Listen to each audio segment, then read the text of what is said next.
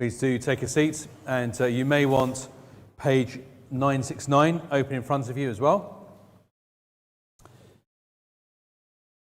Now, how do you assess ministry in the broadest sense of that word? The ministry you receive from somewhere, what you do, whether it's a service, preaching, young people's work, whatever it might be. How do you know you're doing good or having good done to you? I've heard before people say that church has good, fill in the blank. Ministry, preaching, worship, that is a good church, and conversely, less favourable things. Or, well, the worship was great, but the preaching was terrible, and vice versa. What do we mean when we say those things? What is a good church? What is a healthy church? It's worth us thinking about what we do, isn't it? And what's done, what we receive. And I visited churches, and particularly last year when I had a time of sabbatical, and often I leave those churches refreshed or not, maybe infuriated. And I actually visited the same churches in most cases multiple times. So why? When I don't, why? Is the problem me or them? The answer is it depends. But the issue is, what criteria did I bring when I thought that? What criteria do we bring? Now, much of 2 Corinthians is about this. It's a contrast of true and false ministry. And we said before that in I forgot what they're called, the banks that produce our money, like the Bank of England and the equivalent banks in other countries. Apparently, the way that the people who test for forgeries, the way they train is to get to know intimately the real thing. They know the real thing so well, they can spot a fake. And that's the main way of dealing with false gospels, is know the real thing intimately. So much of 2 Corinthians is dealing with what is good and genuine and true ministry against that which is less healthy or outright false. And here, Paul's ministry is criticised, and he responds. And his response is a good corrective to how we evaluate all this. So he defends his ministry as being authentic because it's gospel-rooted. So it's not just a matter of opinion or preference about how he does things. He's saying this is gospel-shaped ministry. Now, last week, Ben took us through verses 1 and 4, and we looked there about Paul being the equivalent of a dad giving away his daughter at a wedding. And he's been preparing her for that moment. But at the last moment, she decides to go for another man. And this man is a bad choice. And the father has to do the awkward thing of saying, look, you don't want to go there. Now, this what Paul's doing here is bringing up a frequently used image in the Bible, that the church is married to Christ. We are, whether you're a boy or a girl, we are the bride, and he is the bridegroom. But like Eve in the garden, the serpent pulls us away. And that sounds pretty serious, doesn't it? And so we see the heartache that Paul experiences. And that is the heartache of any minister or ministry when people are pulled away in some respect or another. So what we get here in these verses is 2 accusations against Paul and his responses, and then a contrast based on his responses. One is about how Paul sticks to authentic ministry, and the other, what is the alternative? What makes the false false? So first we've got these 2 accusations. Accusation 1 is Paul is an unskilled, an unqualified speaker. And accusation 2 is that Paul has not accepted money from the Corinthians, which may seem a strange accusation, but we'll come back to that. So accusation 1, Paul is an unskilled speaker. Verses 5 to 6. Indeed, I consider that I am not in the least inferior to these super apostles, even if I am unskilled in speaking. I am not so in knowledge. Indeed, in every way we have made this plain to you in all things. Now, as we've gone through 2 Corinthians, I've referred to this group the super apostles, and here Paul uses that term. But we've seen all the way through there's some group that's causing problems. Now we've found out a bit more about them. He calls them the super apostles. He calls them that tongue-in-cheek, because I don't think he thinks there's much super about them. But they're basically saying this: Now, you thought Paul was great. He planted this church, yeah, okay. But if you think he's good, look at us. We are amazing. We're just better. We do miracles. We present our message much better than he does. And more people follow us, and we make more money. And Paul says, I am not inferior to them at all. Now here, he says his speaking skills are lacking, means he's not a professional speaker. Now it seems that from what we can glean about Paul's background, particularly from Acts, he's probably exaggerating. Have you ever heard of a preacher exaggerating? But he probably is. Probably he has some skills in rhetoric, but not in the way that they did. He doesn't lean on them in the way they did. So why does he think he's not inferior? Well, verse 6, even if I am unskilled in speaking, I am not so in knowledge. So he's saying, even if it's true that I'm not a qualified speaker, I have knowledge. So what's the difference between Paul and the super apostles? The answer is content. They may well present what they have well, but Paul has something to present. He has something to say. And what he has to say is true. So Paul probably had okay, at least, speaking skills, possibly better, but he's not relying on them so much. I mentioned a few weeks ago Chrysostom, silver tongue or silver mouth as he was called, because he was a very eloquent speaker, and basically people would come because of his eloquence. But he said this, so I said something, quoted him the other week, and about how you don't rely on your eloquence. He also said this, on this passage, the false apostles obviously had the gift of eloquence, which Paul lacked, but that means nothing as far as the substance of his preaching is concerned, and may even cast a shadow over the glory of the cross, which is anything but superficially attractive. He's saying they are attractive, they have this eloquence. The cross that Paul speaks is not attractive superficially. So Chrysostom was known for great preaching, but he's saying if you rely on the speaking skills, if that's what you rely on, you rob the cross. What is it people are attracted to? Christ crucified or the packaging? If you draw on style, then you rob the cross, you rob the content. Jonathan Edwards, New England minister known for the revivals, he had a similar view. So he was a leader through 2 awakenings in New England, and I haven't read them for a while, but I used to read his sermons frequently, every time. I mean, they're just like being punched in the chest. They're brilliant. They're so moving. And actually, as you read them, you can't help but read them in a stirring way. But apparently, deliberately, he adopted a dull style. So he would look at his notes, and then up at the bell rope at the back of church, and then back at his notes, and then back at the bell rope, rather than sort of eyeballing all of you. And the reason he did that was he didn't, during the awakening and lots of things happening, he didn't want to be accused of whipping people up. He wanted it to be all about the content, all about Christ. Now, it may be that history has exaggerated that for us, and also I read something he wrote where later in life he regretted that he didn't work harder on his presentation. Apparently, he did little, I'm not saying this is right either, he didn't do much pastoral work. He worked a very long week just preparing each sermon, but on the content, not how he was going to polish it. Now, how do you judge a good sermon? I think it's the Times every year does a competition on the best sermon. I've not chosen not to apply for that, but how do you judge what a good sermon is or a good service? And I'd suggest it's not a TED Talk. I've heard people suggest that sermons should be more like a TED Talk. In fact, someone, not from here, suggested my sermon should be more like a TED Talk. I've also had my sermons mocked for being too much like a TED Talk, and that they shouldn't be like that. They're not a lecture or a lesson, and I hope not from some of the ones that I experienced in my education. They're not a motivational talk. Now, there may be overlapping qualities with those things, but God speaks to the Bible, and then from the Bible via the preacher to us.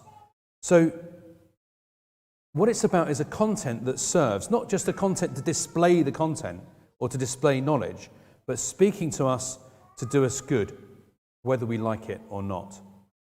About style, Martin Lloyd-Jones said this: "I'll forgive a preacher anything if he gives me a sense of God. I'll forgive a preacher anything if he gives me a sense of God." Now, what he means there is some preachers might be dull. Some preachers might get bits of the Bible wrong. They've misunderstood the passage a bit. It's not quite on the mark, or they misapplied it. And he says, yeah, that's all right, if they've given me a sense of God. If it's clear that this person is engaged with the real God and he's trying to introduce him to me. And there's a sense of that in the whole service. We come together into the presence of a holy God. And so there's a mood of reverence with joy. The content of the message shapes that mood, usually. The passage is reflected in the hymns and so on. But what we do is Bible-driven. The Bible tells us about what we do when we gather, and that the particular passage is doing that on a given morning or evening. And the problem in Paul's day was that the church, at least this church, the Corinthian church, was being driven by its culture. And they were used to good speakers. They were used to visiting speakers that had a particular style, and Paul deliberately broke that style. Now, his speaking almost certainly was not that weak. He may not have won the award from the Times, but he was not that weak. But there was a worldly standard put out there, and Paul deliberately breaks it and says, bring the right criteria. When you are assessing what you do as you serve the church, and what is done to you as people are serving you, bring the right criteria. Now, the next chapter that we'll look at next week, I guess, is he brings up a lot of things about himself, things that he's looking at what the super apostles show off about, and he says, oh, well, if you want to show off about that, look at all this stuff I can show off about, but I'm not going to. I'm going to boast about my weakness. And he focuses on everything that he is weak on. Because as we've seen all the way through 2 Corinthians, God's strength is demonstrated in our weakness. When there's something we're really good at, you just go, aren't they really good at it? When someone is weak, but yet they do good, it's God's work through them, isn't it? So that's accusation 1. Accusation 2, Paul has not accepted money from the Corinthians in verses 7 to 9. And that sounds like a strange accusation to us for a few reasons. Now, why is this a problem? I mean, for a start, elsewhere in Paul's letters, he talks about those who work in churches should be paid. And, you know, if you want a minister and you want them full-time, then you need to pay them in that way. And that's not unreasonable. If you pay half-time, you can get someone half-time, or whatever it is. It seems that settled ministry, it's right biblically to pay. But Paul will not take money from the Corinthians. Rather, he's raised it literally from the Macedonian church, including the Philippian church. These are the poor cousins of the rich Corinthians. The Corinthians is a rich trading, banking sort of place, and these other places are not so. Now that rattles the Corinthians, that he takes money from the poorer churches to do ministry in richer churches. Now that happens in the world today. There are missionaries from poorer countries that go to be missionaries in places like Japan. So they have to raise astronomical amounts of money to go and do that from relatively poor communities. Also, the other thing Paul used to do is he would go through seasons of making tents and leatherware. And in Corinthian culture, that is a low status job. So if you're working with leather, that is not as to be respected as being, say, whatever their equivalent of the stock market is, or a bank.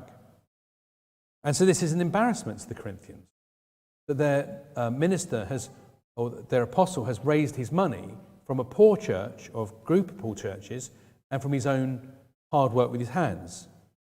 So why won't Paul take their money? Well, there's a few reasons, and it's more implied here than put explicitly, but there's a few related things. Everything Paul does is in contrast to the super apostles. So it was very common that people would visit cities and give speeches. It's very much like the TED Talks, and I'm partial to your TED Talk. They give speeches and you pay them. And the better reputation they have with better letters, the more money they charge for speaking. And in fact, we've just had this in the news, something about our former Prime Minister. He's apparently raised more money from talks he's done this year than every other politician in the Houses of Parliament on their money on the side. So this is not an unusual thing in time and through history. And Paul wants to do something different. Some people would give more than others. So some people would say, well, I'm going to give you a lot, I'm going to be your patron, and I'm going to pay for you to come and do speeches in Corinth and elsewhere. And so what will your speeches be on? Well, on whoever paid you the most money. And so Paul wants to be different from that. And so you have money and payment versus grace. Paul wants to offer them the gospel free. And his motive is I just want you to get the gospel. So there's a difference then between a settled minister that a church calls to minister among them and a missionary who's not taking money from those he's bringing the gospel to. So there's a reason. Related to that reason is status. The Corinthian church and the Corinthian culture is all about status. How much money do you have, and how much money do you display that you have? How you get your money also matters. So, you're quite wealthy. How did you make your money? Well, by making leather clothing and tents. Oh, well, that's a horrible way to make money. Eloquence of speech. All these things were about expressed your status. Even the clothes that they wore. So people often in Corinth would do good things, but so others would say how good they are. So it's not something you would do in secret. It's so that you'd be remembered. So today, if you go and visit Corinth, there's a monument by the Agora that says this. There's an inscription on it. It says, Babius erected this monument at his own expense. And all around that little site, you can go as a tourist, there are similar things all over it. So a road, a bridge, a theatre, whatever it is, and always an inscription about how wonderful the person is who paid for it. That's what the Corinthians were like. And Paul says, I'm not going to do it. I'm not going to raise my status. And I'm not giving you an excuse to do it on my behalf either. And that's striking, isn't it? Think about who Paul is. He's one of the most influential writers ever. He's a great thinker. Back in the summer, we had some visiting preachers. One of them, Rohinton Modi, Uncle Ro, as we used to call him, to you, Dr. Modi, did his PhD on like 3 sentences in 1 Corinthians. That's how deep he wrote and the influence he still has. And he made his money by making tents or doing, as the newbies are just coming to the end of raising money from churches to go. And as we've been seeing the Alexanders and Caissons doing something similar, so they don't charge for those they go to. It involves a humble lifestyle. For the Corinthians, an embarrassingly humble lifestyle. Paul should not be living like that. Another reason, from the era of the church fathers, this person doesn't qualify as a church father, but he is in that group, someone called Ambrose Astor, wrote this: Paul refused payment for 2 reasons. He would not resemble the false apostles who were preaching for their own advantage and not for the glory of God, nor would he allow the vigour of his message to become sluggish. For the person who accepts payment from sinners loses the authority to censor them. In other words, when they have a patron, a major donor, it's hard to correct them. So Paul has to be an apostle to all, not just the rich paying. And so to us, applying it to sort of our day, there has to be a balance between the biblical teaching about the church paying for its own way, if they want certain things in the church, and mission, which is not making demands on those they're reaching. And that's always against the flow of the culture. And particularly against the flow of the culture is the idea of status. And what we've already seen in previous chapters about all of this being accountable. So Paul's priority is spiritual and what is biblical and what is right, not what is normal and what is acceptable. And we crave far too much normality.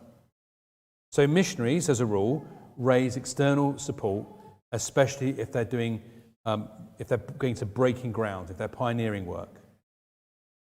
Local churches, they support, although they may, so churches tend to pay their own minister, but they may need to get support from outside to get the ball rolling. Now, funny enough, this church has both, doesn't it? So there's a minister, me, who is paid for by you.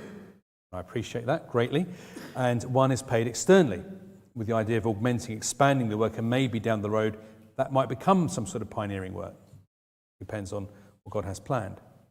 We have over here we have a sending family, a family we're sending who's been raising support from us and from other churches, a number of other churches, so that they can go and give and not make demands on those who they're giving to.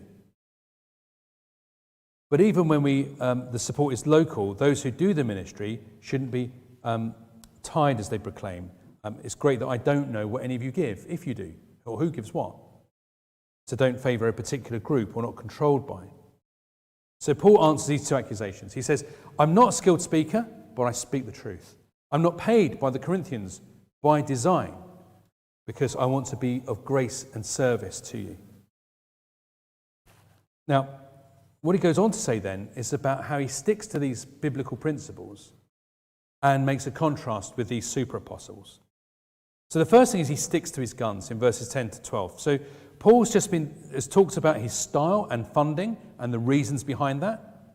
And those reasons are rooted in the gospel. He's extolling Christ in his weakness and displaying grace. And that runs against the culture. And so verse 10, he's going to keep running against the culture. He's going to keep doing it. Keep with the Bible, keep gospel-shaped ministry, which is counterintuitive at times and against the flow because it is gospel-shaped. But the reason is not because he doesn't love them in verse 11. Now that may sound odd to us, that someone might conclude that you don't love them because they didn't take money from you. But the pushback against Paul is this: if you take money from us who are relatively rich, if you won't take money from us, why do you take it from the Macedonians who are relatively poor?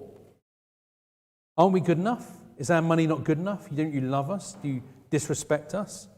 You're making us look daft before these super apostles? And he's saying nothing could be further from the truth.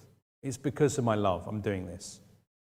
However, verse 12, his aim is to continue to undermine the super apostles. So his conduct undermines the super apostles. So he wants to undercut their claims. So it's not by outdoing them, but by contrasting with them. As they boast in their strength, and they came around, they go, look how great we are. Paul goes, look how weak I am. Everything that they do, he does the opposite to undermine them. And I think that's helpful for churches and Christians today. When we think, what should we do? We want to be in contrast to the world around us and some of those who spin their philosophies and ideas. So we have room for creativity and how we reach people, how we go out, but not the creativity in what we go out with.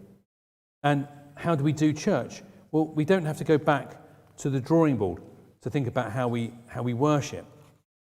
Churches that are very biblically driven often say, well, we're just going to start from scratch. We used to, in our last church, we started a Monday evening service. It was me and a minister from another church, and we said, we've got no tradition, we can start from scratch, do whatever we want. It ends up looking like CPC after a couple of months, once you get to about 20 people. So there's pressures comes on churches to be different to how Paul does things. In Paul's day, in some ways, it was easier. In other ways, it was harder.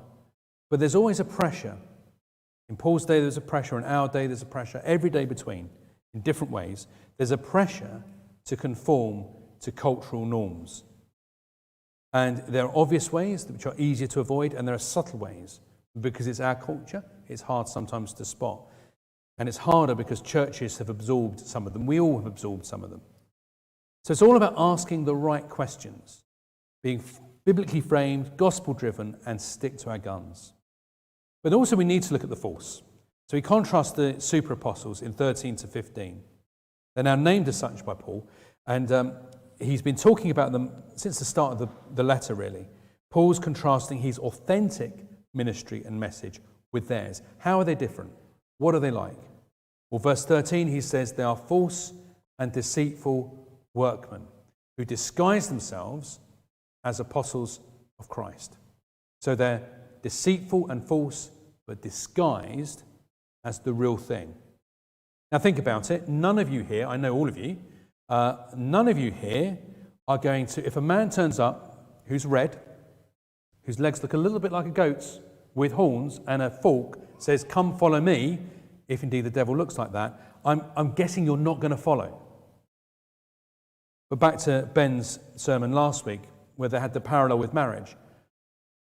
What would make you switch fiancé?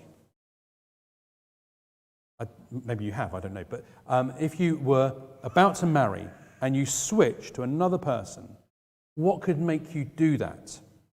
Well, I guess a couple of things would be something more attractive about them, something that's just easy about them to be around. Now, that's what the super apostles were offering. They disguise themselves as the real thing, but they're other than the real thing. And they're offering something that superficially is more attractive or looks easier than authentic Christianity. So 14 to 15, no wonder, for even Satan disguises himself as an angel of light. So it's no surprise if his servants also disguise themselves as servants of righteousness. Their end will correspond with their deeds.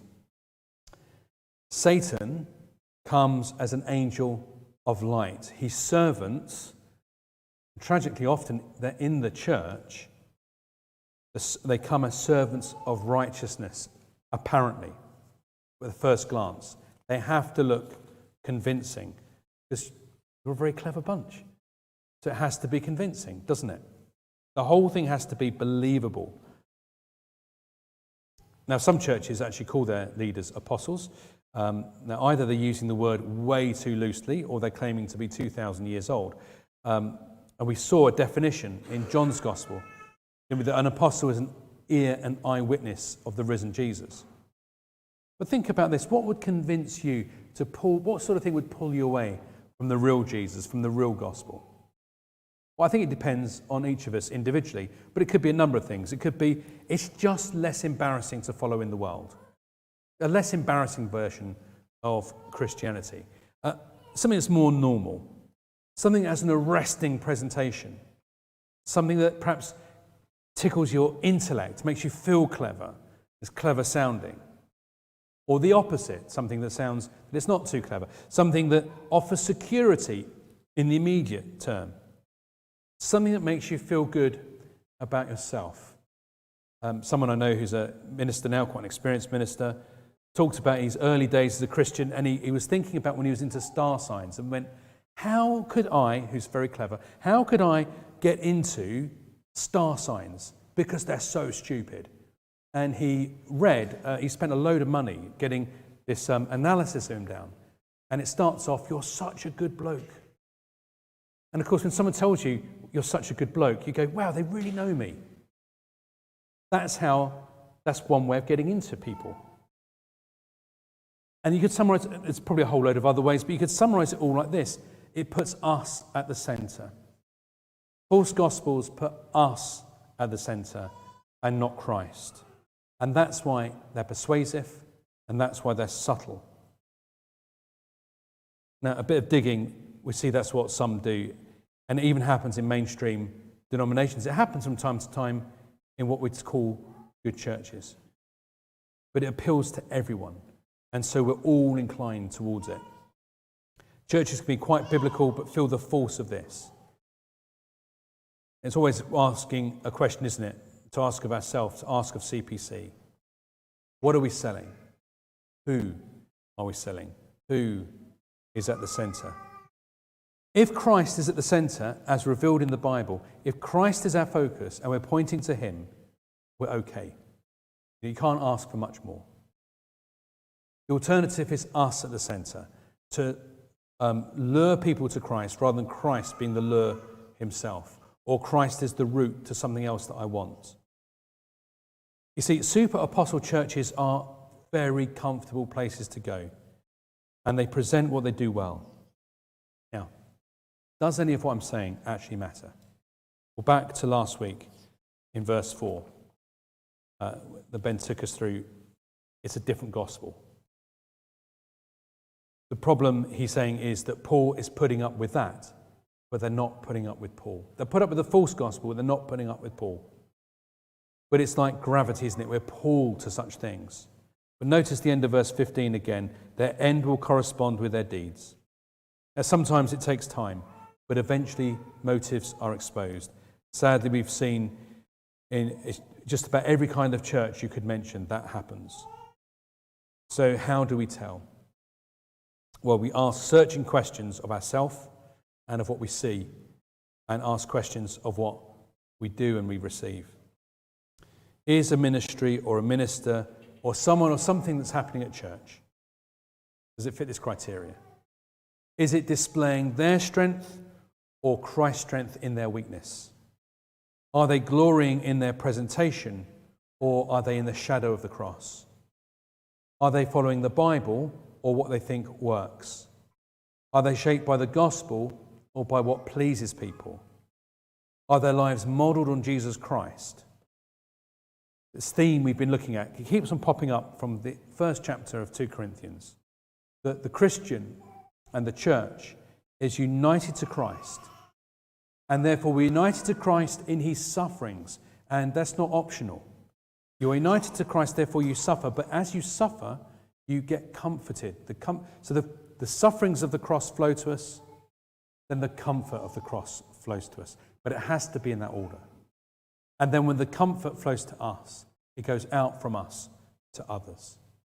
So suffering and weakness is a prerequisite to being useful to Christ.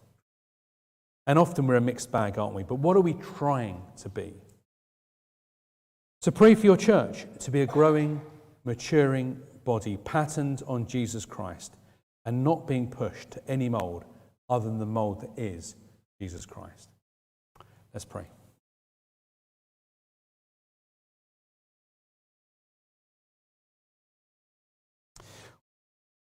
Almighty God, you know our hearts. You know how we love to be people please, to not stick out and be weird. Help us not to conform to the patterns of the culture around us and the ways we feel pulled, but to be patterned on Jesus Christ. That we'd be united to him and united to him in his suffering so we might know his comfort and then offer that comfort to others. And we ask this so that we might make Christ famous in Chelmsford and beyond. Amen.